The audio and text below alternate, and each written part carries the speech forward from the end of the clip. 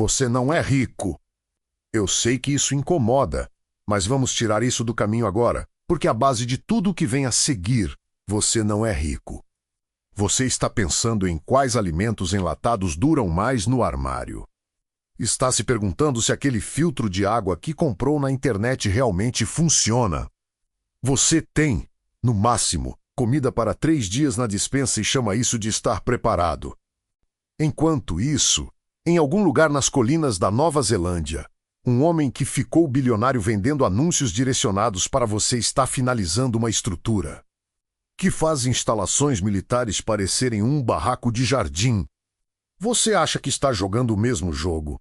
Vocês nem sequer praticam o mesmo esporte. Enquanto você pesquisa como acender fogo sem fósforos, eles consultam tiros de projetos militares avançados sobre a espessura ideal de concreto resistente a explosões.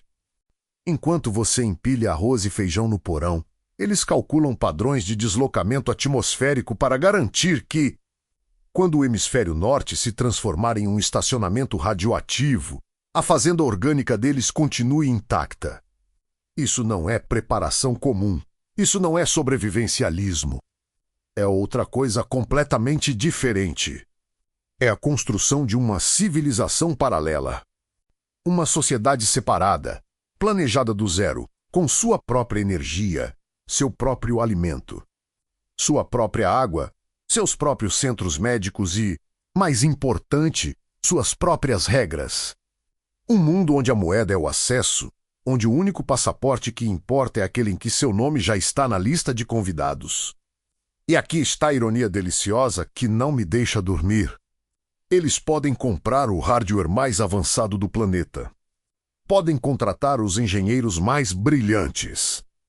Podem erguer fortalezas que fariam reis medievais chorarem de inveja. Mas existe um problema que o dinheiro deles não consegue resolver. O mais antigo da história humana, lealdade, porque quando o mundo entra em colapso e o dinheiro passa a valer menos que papel higiênico. O que exatamente impede o homem armado de tomar tudo para si? O que impede o chefe da segurança de decidir que talvez seja melhor ser rei do que guarda-costas? Esse é o verme dentro da maçã. Essa é a fissura na base de todo abrigo bilionário já imaginado. Mas vamos chegar lá antes. Precisamos olhar para o plano, entender exatamente contra o que você está competindo. Porque conhecimento é poder. E em um mundo em ruínas, poder é a única coisa que mantém você respirando. Essa é a máxima da sobrevivência. A regra zero da nova aristocracia. Não se esqueça de se inscrever e deixar seu like. Vamos lá. Quem controla a geografia controla o futuro. E o futuro já não é decidido por votos. É decidido por coordenadas. Primeira parte, onde o vento não leva à morte. A ciência da geografia estratégica. Deixe-me te fazer uma pergunta. Por que a Nova Zelândia? Sério, por que tantos bilionários da tecnologia, obcecados com o fim do mundo, passaram a fixar os olhos em um par de ilhas no fim do planeta? Pela paisagem, pelas ovelhas, pelos incentivos para filmes? Nada disso. É por causa do vento. Você provavelmente imagina que a contaminação nuclear se espalha igualmente por todo lugar, como um perfume barato em um salão fechado, mas não é assim. A dispersão segue regras atmosféricas, e essas regras são definidas pelos padrões globais de circulação do ar. Aqui está a versão simplificada da ciência para tempos extremos. A atmosfera da Terra é dividida em grandes células de circulação. No hemisfério norte, existem 3 principais. Elas movem o ar de forma previsível. E o ponto crucial é este: o ar do hemisfério norte, em grande parte, permanece no hemisfério norte. Quando uma arma nuclear explode, partículas radioativas são lançadas para as camadas superiores da atmosfera. Essas partículas viajam com os ventos dominantes. No norte, elas circulam pelo próprio norte, se deslocam para o leste, se depositam e contaminam a água, o solo e os alimentos. Já o hemisfério sul possui um sistema de circulação diferente. Existe uma faixa próxima ao Equador que funciona como uma barreira atmosférica. Ela não é perfeita, mas é eficiente o suficiente para que, mesmo que todas as grandes cidades do hemisfério norte virassem crateras de vidro, o impacto radioativo profundo no sul fosse apenas parcial. A Nova Zelândia está situada por volta dos 41 graus de latitude sul. A Patagônia, no extremo sul da América do Sul, está próxima dos 50 graus. Ambas ficam abaixo dessa zona de mistura equatorial, cercadas pelo vasto Oceano do Sul e tão distantes de alvos nucleares prováveis. Quanto é possível estar sem abrir mão de uma economia funcional? Isso não é teoria conspiratória, isso é meteorologia. Os bilionários não estão chutando. Eles contratam climatologistas, mas a localização é apenas o primeiro item da lista. O segundo é água, não água engarrafada, não reservatórios superficiais. Estamos falando de aquíferos, rios subterrâneos que filtram água através da rocha há milhares de anos, totalmente isolados da contaminação da superfície. A Nova Zelândia está sobre alguns dos sistemas de aquíferos mais puros do planeta. A Patagônia abriga um dos maiores campos de gelo de clima temperado do hemisfério sul, alimentando rios de degelo que não vão secar por séculos. Quer independência hídrica? Você perfura o solo, você se conecta à geologia. Você faz aliança com a própria terra. Depois vem a energia, e não aquela pela qual você paga todo mês. Ambas as regiões estão sobre uma das zonas geologicamente mais ativas do planeta.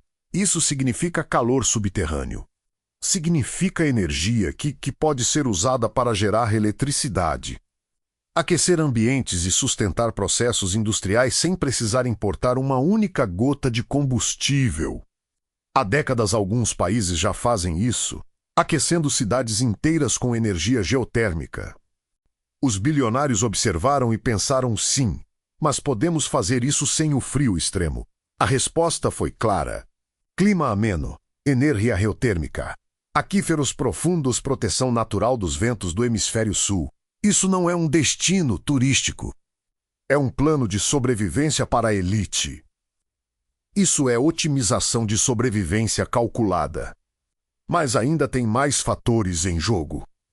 A elevação do nível do mar, megatsunamis, inundações de escala quase bíblica capazes de transformar cidades costeiras em recifes artificiais. A solução, cálculo de altitude, muito baixo.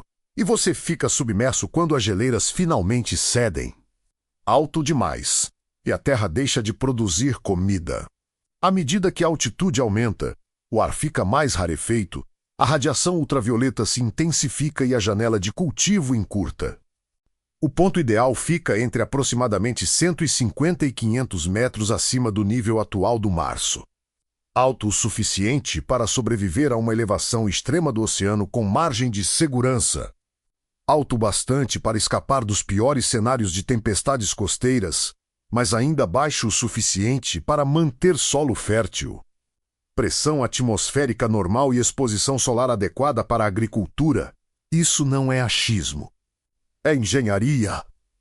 Enquanto você discute qual político vai te salvar, eles já fizeram as contas, já escolheram os lugares, já compraram as terras e, em alguns casos, chegaram ao ponto de influenciar leis de cidadania para garantir acesso quando tudo desmoronar.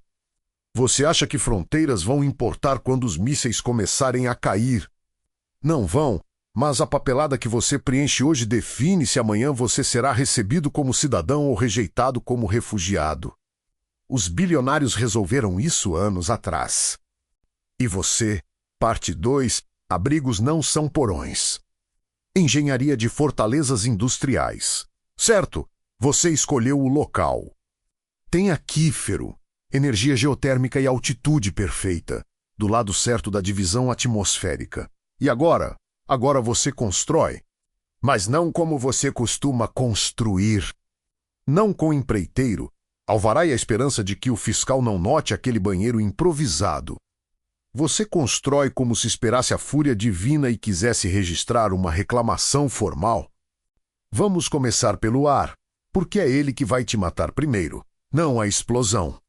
A maioria das pessoas nem estará perto do impacto inicial. O que mata é o depois, a poeira radioativa, os agentes químicos, as ameaças biológicas, a fumaça de milhões de incêndios. A máscara de gás comum, aquela de loja de excedentes militares, foi feita para exposição temporária. Ela funciona como um filtro, retendo partículas enquanto você respira.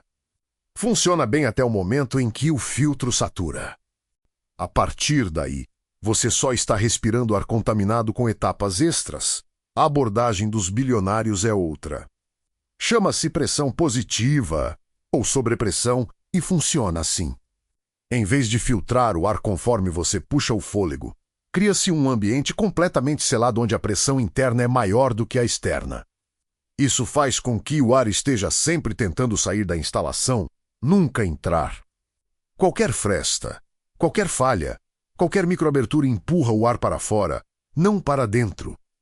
Combine isso com sistemas de filtragem de nível industrial, de padrão militar, não aqueles feitos para rinite alérgica, e com filtros de carvão ativado capazes de remover agentes químicos e biológicos. O ar que entra passa por várias camadas de purificação antes de chegar aos seus pulmões. Alguns desses sistemas são certificados para ambientes químicos, biológicos, radiológicos e nucleares. Foram projetados para manter o ar respirável mesmo quando o ambiente externo é, literalmente, venenoso. Isso não é uma máscara, é um sistema de controle ambiental. A mesma tecnologia usada em laboratórios de armas biológicas, só que ampliada para proteger um complexo inteiro. E custa mais do que a sua casa. Mas o ar não é a única ameaça invisível. Vamos falar de pulso eletromagnético. Você já viu isso em filmes? Uma explosão acontece e, de repente, nada eletrônico funciona. Carros param, celulares morrem, a rede elétrica colapsa, dramático, conveniente para o roteiro. Na realidade, é mais complexo, mas o risco é real. Uma detonação nuclear em grande altitude não mata pessoas diretamente. Ela libera uma descarga gigantesca de energia eletromagnética que se espalha pela atmosfera. Quando essa energia atinge o solo, induz corrente elétrica em tudo que conduz eletricidade, linhas de transmissão, circuitos, placas eletrônicas. O resultado é falha eletrônica em larga escala. A rede não cai por algumas horas. Transformadores queimam. Sistemas de controle são destruídos. A sociedade moderna depende de eletrônicos, e de repente nenhum deles funciona. Seu abrigo tem o melhor sistema de filtragem de ar que o dinheiro pode comprar? Ótimo! Ele é controlado por computador? Então está morto. Sua bomba de água funciona com eletricidade? Morta. Seu sistema de comunicação usa qualquer tecnologia criada depois da metade do século passado. Morto. A solução se chama gaiola de Faraday. Uma gaiola de Faraday é uma estrutura feita de material condutor que distribui a energia eletromagnética ao redor de si, protegendo o interior. É o mesmo princípio que mantém você seguro dentro de um carro quando um raio cai. A eletricidade percorre a carcaça metálica, não você. Construir uma gaiola dessas para um aparelho eletrônico é simples. Construir uma para um abrigo inteiro é caro, mas totalmente viável. Basicamente, você envolve a instalação com uma malha de materiais condutores: cobre, aço, alumínio, capaz de interceptar o pulso eletromagnético antes que ele alcance seus sistemas vitais. Mas é aqui que os bilionários vão além. Reservas analógicas. Porque nem mesmo gaiolas de Faraday são infalíveis, e sistemas eletrônicos são frágeis. Se toda a sua sobrevivência depende de um computador, você já cometeu um erro fatal.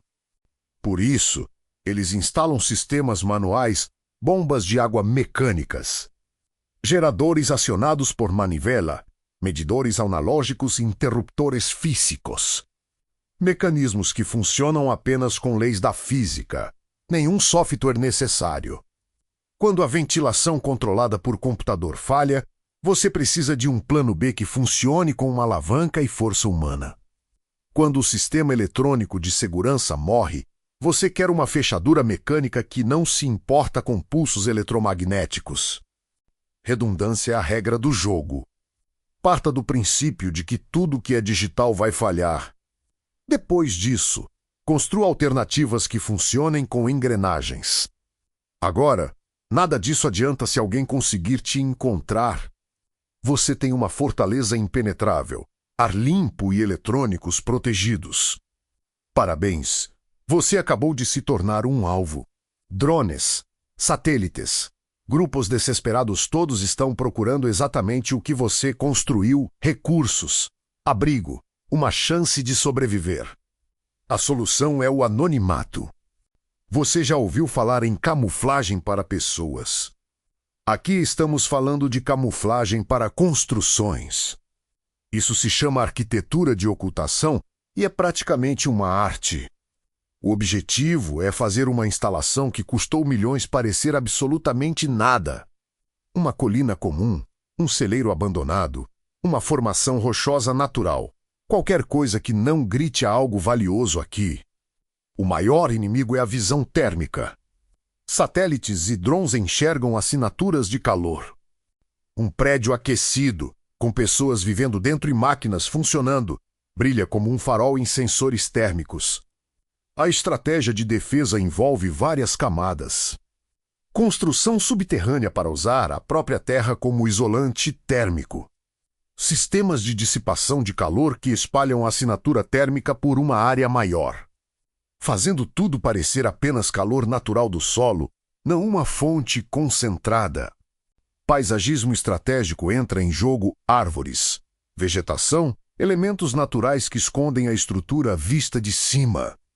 Algumas instalações são totalmente subterrâneas, com entradas camufladas como cavernas naturais ou antigos túneis de mineração. Outras se disfarçam de estruturas agrícolas, com plantações reais por cima, justificando qualquer movimentação.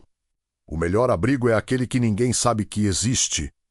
E se alguém descobrir, aí sim entram os sistemas defensivos. Mas isso fica para depois, porque o problema da segurança é pior do que você imagina. Parte 3. Você não pode comer ouro. Autonomia biológica no mundo em ruínas. Aqui vai a pergunta que separa os curiosos dos realmente preparados. Por quanto tempo você consegue sobreviver apenas com comida armazenada? 1 ano? 2? Digamos que você tenha um abrigo cheio de refeições desidratadas e rações militares. Calculou as calorias, estocou barras proteicas e suplementos vitamínicos. Você está seguro por 24 meses. E depois, porque a verdade sobre comida estocada é simples, ela acaba. Em algum momento, você abre o último pacote, raspa a última lata. E então você vira apenas um cadáver muito bem abrigado. A estratégia dos bilionários não é acumular comida, é produzir comida. O objetivo é a autonomia biológica. Um ciclo fechado, onde tudo o que você precisa para viver é gerado dentro da própria instalação indefinidamente. Comecemos pelas plantas. A agricultura tradicional depende de solo, luz solar e água. Os 3 podem estar comprometidos após um colapso. O solo pode estar contaminado. A luz solar pode ser bloqueada por inverno nuclear ou simplesmente pela necessidade de ficar subterrâneo. A água pode estar escassa ou poluída. A solução são sistemas hidropônicos e aeropônicos.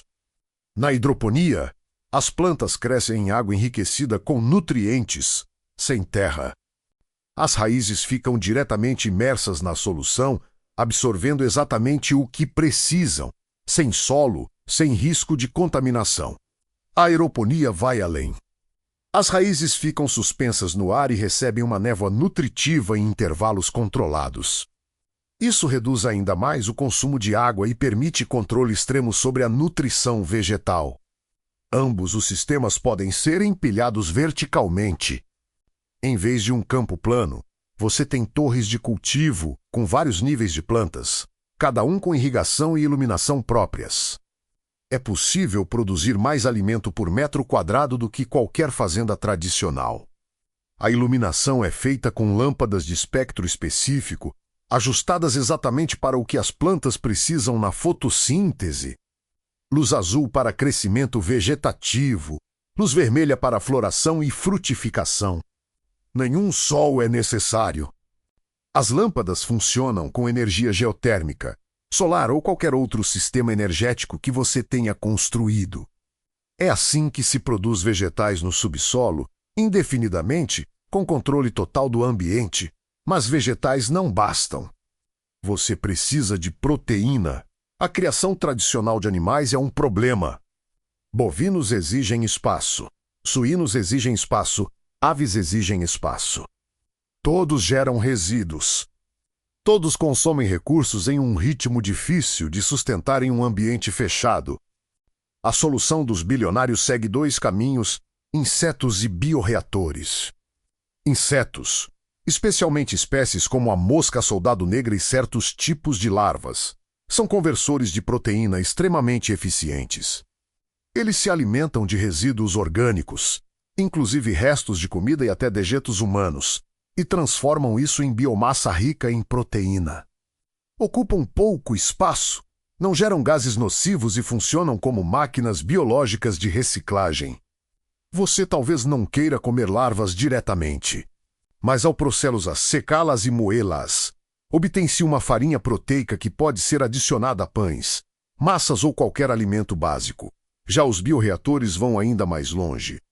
Eles funcionam como incubadoras para produzir carne sem criar animais.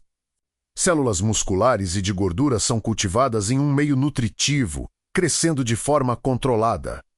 Sem sofrimento animal, sem pastagens, sem desperdício energético. A tecnologia ainda não está amplamente disponível, mas os muito ricos já têm acesso a protótipos que a maioria das pessoas só verá daqui a muitas décadas. Carne cultivada em laboratório, produzida dentro do seu próprio abrigo, indistinguível da carne tradicional. É assim que se mantém qualidade nutricional por tempo indefinido. É assim que você não acaba sobrevivendo à base de barras proteicas e desespero. Agora, vamos falar de medicina. O preparador comum tem um kit de primeiros socorros. Alguns curativos, talvez antibióticos, se tiver pensado um pouco à frente. Isso é suficiente para lidar com um corte, um osso quebrado, quem sabe uma infecção, se a sorte ajudar. Um abrigo bilionário tem uma ala médica completa.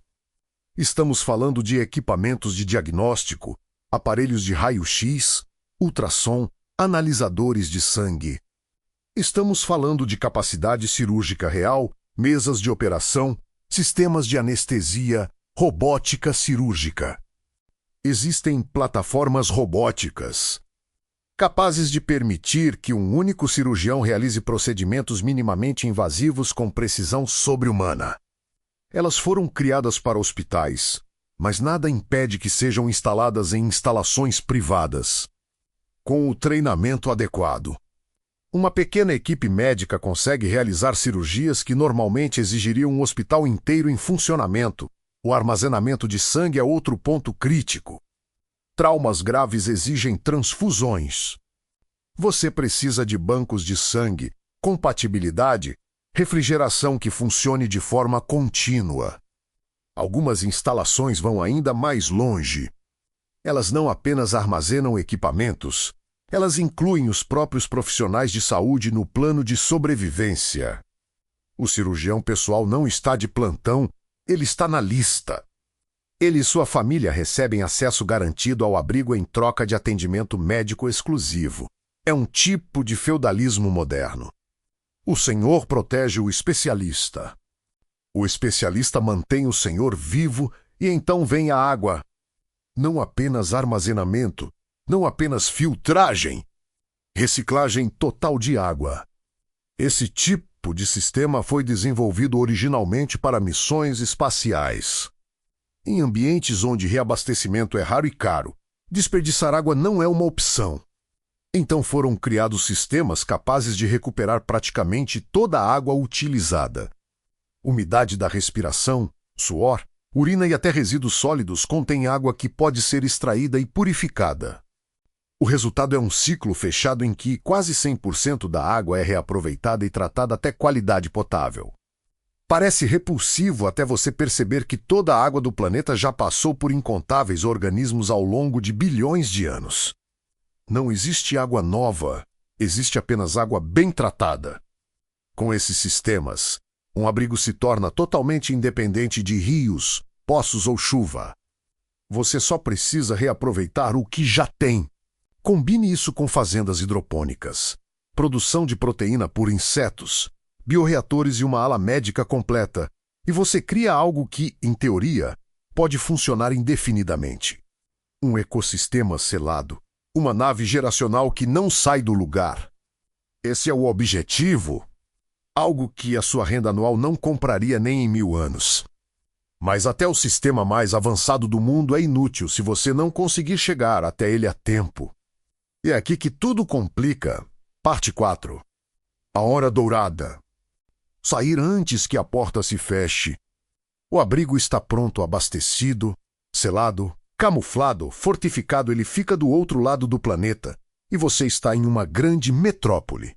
Você tem, no máximo, entre 6 e 12 horas desde o momento em que tudo desanda até o instante em que as portas se fecham para sempre. Depois disso, não há exceções. Quem ficou do lado de fora deixa de ser alguém a ser salvo e passa a ser um risco a ser contido. Esse é o problema da hora dourada, o elo mais fraco de toda a cadeia de sobrevivência bilionária. Porque, independentemente do dinheiro, você ainda precisa se deslocar. O primeiro obstáculo é o transporte terrestre. Quando a crise começa, as ruas viram estacionamentos. Todo mundo tem a mesma ideia: sair. O resultado é um congestionamento que faz o horário de pico parecer um passeio tranquilo. Seu carro vira uma caixa de metal, cara, cheia de suprimentos, que não sai do lugar. No começo, as autoridades tentam manter a ordem. Mas a ordem é frágil. O controle do trânsito entra em colapso. Acidentes se acumulam. Alguns abandonam os veículos. Outros ficam agressivos. A estrada se transforma em uma zona de perigo. A solução dos muito ricos é simples: evitar estradas. Aeronaves de decolagem vertical eliminam completamente o problema do congestionamento. Você sobe do topo de um prédio, de um heliporto privado, do convés de um iate. Enquanto todos estão presos no cruzamento, você já está no ar. Helicópteros foram a escolha clássica, mas têm alcance limitado. Um modelo comum percorre algumas centenas de quilômetros antes de precisar reabastecer. Isso não atravessa oceanos. Jatos privados ampliam o alcance, mas dependem de pistas. E aeroportos, em um colapso, viram pontos de estrangulamento. O acesso às pistas se torna um gargalo. Aeronaves mais modernas, com capacidade de decolagem vertical e maior alcance, prometem resolver parte do problema, mas ainda estão em desenvolvimento. Os bilionários investem pesado nessas soluções, apostando que a engenharia avance antes que precisem usá-las. Ainda assim, nenhuma aeronave tem alcance infinito. Você não cruza meio planeta em um único voo. Você precisa de combustível. E é aí que entram os pontos avançados. Imagine uma cadeia de pistas privadas, cada uma equipada com combustível e suprimentos, posicionadas estrategicamente ao longo do caminho. Você pousa, reabastece, decola novamente, saltando de ponto em ponto até a segurança. Esses locais não são aeroportos públicos. São instalações privadas, muitas vezes em terras compradas discretamente ou em ilhas isoladas, às vezes disfarçadas de centros de pesquisa ou bases agrícolas. Elas existem para um único propósito: servir como degraus em uma rota de fuga que atravessa metade do planeta. Alguns bilionários, no entanto, decidiram seguir por um caminho ainda mais radical. Eles simplesmente descartaram a ideia de abrigo fixo. Em vez disso, eles apostam no que eu chamo de iate-sombra. Não são iates de luxo no sentido tradicional. São plataformas pensadas para operar de forma autônoma por longos períodos. Conseguem permanecer meses no mar sem atracar. Produzem a própria água potável por dessalinização. Geram energia por painéis solares, turbinas eólicas e, em alguns casos, até por pequenos reatores nucleares. O oceano se transforma em um fosso natural. Você não precisa defender uma posição fixa porque simplesmente não tem uma posição fixa. Você vira um alvo em movimento, autossuficiente, visível apenas quando escolhe ser. Algumas dessas embarcações são projetadas para parecer velhas, comuns e sem importância por fora, enquanto escondem capacidades de nível militar no interior.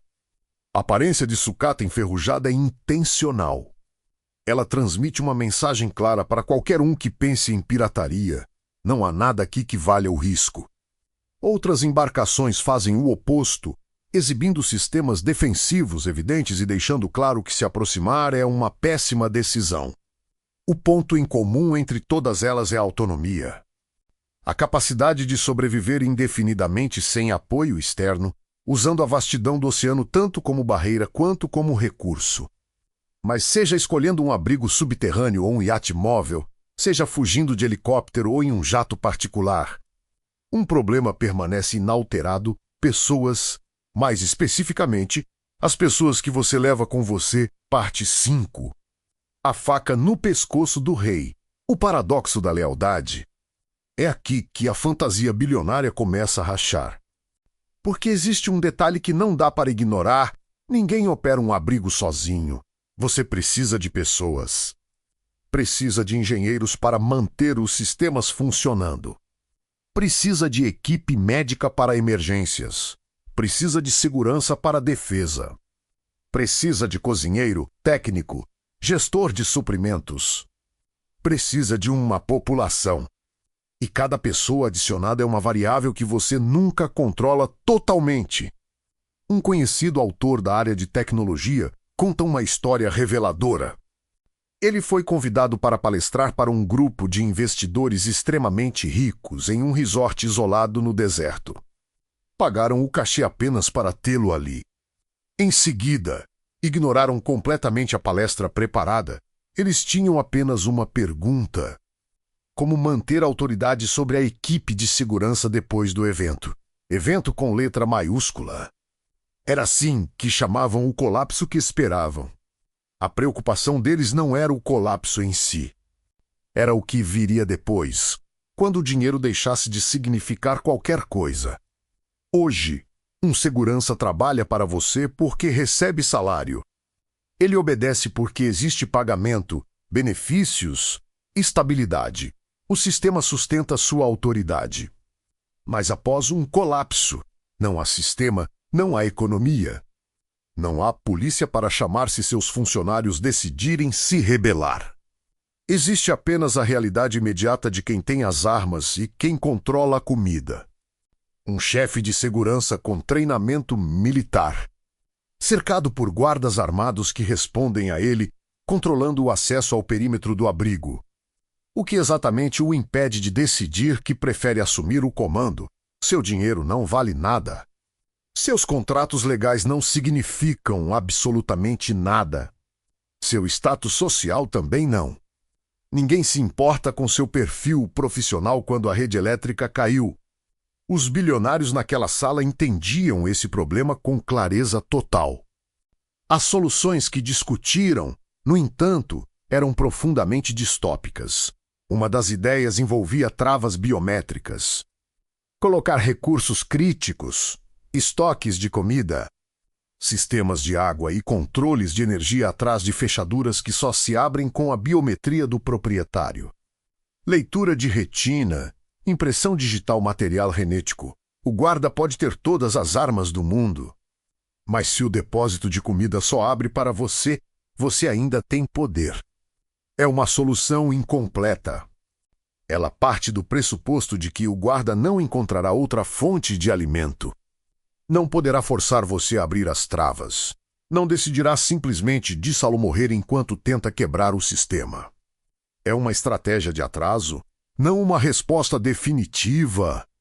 Outra proposta foi ainda mais sombria: reféns. Convidar a equipe de segurança a levar suas famílias para dentro do abrigo. Esposas, filhos, pais. Tudo apresentado como um benefício generoso. Eles também salvariam quem amam. O que nunca é dito em voz alta, mas todos entendem, é que essas famílias se tornam garantia. Se o segurança sair da linha, o acesso da família dele à comida e ao atendimento médico passa a ser negociável. É lógica medieval. Senhores feudais mantinham as famílias de seus cavaleiros sob vigilância exatamente por esse motivo. Funcionou no passado. E continua funcionando, com um custo invisível, criar pessoas que te odeiam em silêncio, esperando apenas a primeira oportunidade. Os senhores feudais mantinham as famílias de seus cavaleiros na corte exatamente por esse motivo. Historicamente, funcionava. Mas também criava um grupo de pessoas que te odiava com cada fibra do corpo e apenas aguardava a chance certa. A solução mais sombria discutida naquela sala ia ainda além. Coleiras de choque. Dispositivos explosivos reais presos ao pescoço da equipe de segurança, acionáveis por controle remoto, sob posse exclusiva do proprietário. Isso não é ficção científica. A tecnologia existe, a ética é monstruosa. Mas quando se planeja um cenário em que todas as regras normais deixaram de existir, o monstruoso vira apenas mais uma opção estratégica a ser considerada. Não se sabe se algum bilionário realmente colocou isso em prática. O que se sabe é que a ideia foi discutida com seriedade. Ainda assim, todas essas soluções compartilham o mesmo defeito fundamental. Elas continuam dependendo de seres humanos. Humanos que podem descobrir como burlar um sistema biométrico. Humanos que podem concluir que suas famílias estariam mais seguras se o patrão sofresse um acidente. Humanos que podem desativar o gatilho da coleira ou até o acelo contra quem acreditava estar no controle. Humanos são imprevisíveis. Por isso, a solução mais avançada passa a ser eliminar completamente o fator humano da equação. Entramos agora na era da segurança automatizada. Cães robóticos, enxames de drones, torres de vigilância automatizadas com reconhecimento facial e autorização de disparo. Você já viu os vídeos da Boston Dynamics? Robôs capazes de abrir portas, subir escadas e atravessar terrenos difíceis. Agora imagine um desses equipado com armamento e programado para reconhecer pessoal autorizado. Ou enxames de drones, centenas de pequenas unidades voadoras coordenadas para patrulhar um perímetro, identificar intrusos e responder com força letal ou não letal conforme a programação. Ou torres fichas, que não dormem, não se cansam, não fazem greve e não têm família para proteger. A inteligência artificial decide, as máquinas executam, nenhuma lealdade humana necessária.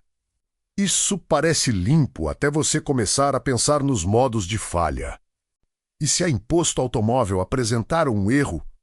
E se identificar um aliado como ameaça? E se a energia falhar e o protocolo de segurança padrão for atirar em tudo que se move? A automação resolve o problema da lealdade trocando um tipo de risco por outro. Você troca a imprevisibilidade humana pela imprevisibilidade mecânica. Troca motim por mau funcionamento. Talvez isso seja aceitável. Talvez um robô que pode falhar seja melhor do que um humano que pode decidir que merece o poder. Mas é um consolo fraco quando se percebe que a fantasia de sobrevivência bilionária exige viver em uma prisão construída por você mesmo, cercado por servos hostis ou máquinas sem alma, esperando que o mundo volte a ser habitável. Esse é o paradoxo da segurança. Você pode erguer muros contra o mundo exterior, mas não consegue erguer muros contra as pessoas que estão presas lá dentro com você, e também não consegue sobreviver sozinho. Parte 6. Os magos do deserto. Controlando o futuro por meio do conhecimento?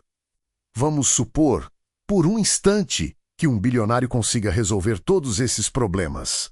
Escolha o local certo. Construa a fortaleza impenetrável. Abasteça com produção autossustentável de alimentos e instalações médicas. Fuja a tempo. Resolva a questão da lealdade com biometria.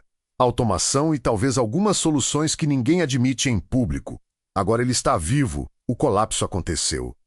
O mundo lá fora é caos. E agora, a sobrevivência nunca foi o objetivo final dessas pessoas. Sobreviver é apenas a fase de transição. O verdadeiro objetivo é o que vem depois, a reconstrução, a nova sociedade. E nessa nova sociedade, eles não pretendem ser apenas mais um cidadão, pretendem estar no topo novamente. A estratégia é simples: controlar aquilo de que o novo mundo mais precisa. Em qualquer cenário pós-colapso, o recurso mais raro passa a ser o conhecimento. Quem sabe reconstruir geradores, purificar água em larga escala, fabricar medicamentos, restaurar comunicações. Essas pessoas se tornam o novo clero, a nova elite. Mas o conhecimento é frágil. Vive em servidores que precisam de energia, em livros que podem queimar, em especialistas que podem morrer. Por isso, os bilionários estão criando arcas do conhecimento. Arquivos com saber humano crítico, projetos de engenharia, procedimentos médicos, técnicas agrícolas, processos industriais, tudo armazenado em mídias capazes de sobreviver séculos sem manutenção. Armazenamento digital comum se degrada. Discos rígidos falham, Zés perdem carga. Até livros impressos apodrecem com o tempo. As alternativas são exóticas, mas reais. Informação gravada em cristal de quartzo usando pulsos de laser femtosegundo, capaz de durar milhões de anos sem degradação. Placas metálicas com textos microscópicos, legíveis com ampliação, resistentes ao fogo, à água e ao tempo. Imagine o valor estratégico de ser a única pessoa em centenas de quilômetros que possui-os. Esquemas para reconstruir uma rede elétrica, as fórmulas químicas para antibióticos ou os projetos de sistemas de purificação de água. Você não apenas detém conhecimento. Você se torna o oráculo, o mago. A figura indispensável para qualquer comunidade que queira ir além da simples sobrevivência. Quem controla o conhecimento controla o rumo da nova civilização. E isso vai além da tecnologia, bancos de sementes. Você já ouviu falar do cofre global de sementes de Svô, na Noruega? O chamado cofre do juízo final, um repositório de sementes do mundo inteiro, guardadas em uma montanha congelada como seguro contra um colapso agrícola global. Os bilionários estão criando versões privadas disso. Coleções de sementes, material genético, embriões. Não apenas de plantas, mas de animais. Não apenas para sobreviver, mas para obter vantagem. Se você emerge do abrigo com um acervo genético que ninguém mais possui, pode reintroduzir espécies extintas. Pode oferecer sementes de culturas que ninguém mais consegue cultivar, você vira a fonte. O facilitador. Alguns vão ainda mais longe e congelam o próprio material genético. Esperma, óvulos, amostras de DNA, a lógica é simples. Mesmo que não sobrevivam pessoalmente, sua linhagem pode continuar. Seu código genético pode atravessar gerações usando qualquer tecnologia reprodutiva disponível no mundo reconstruído. É uma forma estranha de imortalidade. Não viver para sempre, mas garantir que o seu padrão continue existindo. Esse é o jogo de longo prazo. Sobrevivência é apenas o primeiro passo. O segundo é se tornar indispensável. O terceiro é garantir que seu sangue, seus valores e sua influência sigam adiante pelas gerações.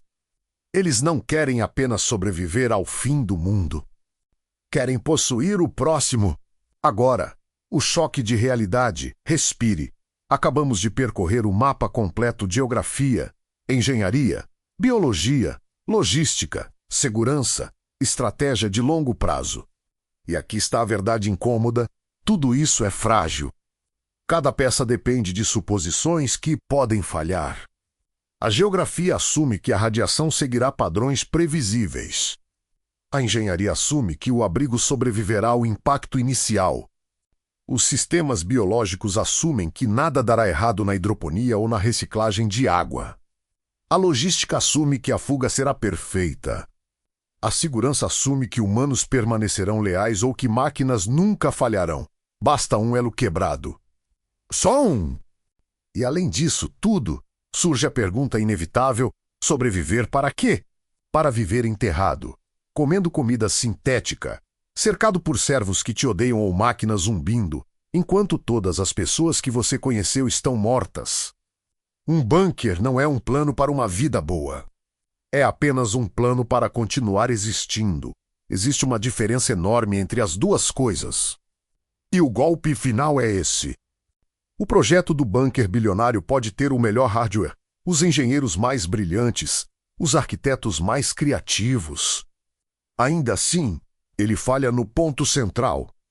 Não dá para comprar confiança, não dá para projetar lealdade, não dá para estocar comunidade.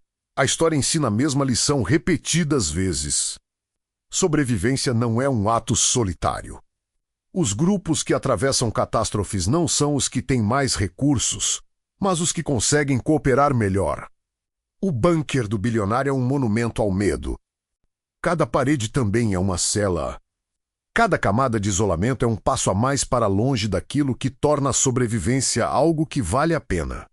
No fim, seu relacionamento com o vizinho pode valer mais do que o buraco multimilionário de alguém no subsolo. O deserto não se importa com portfólios. Ele só distingue quem consegue trabalhar junto e quem morre sozinho.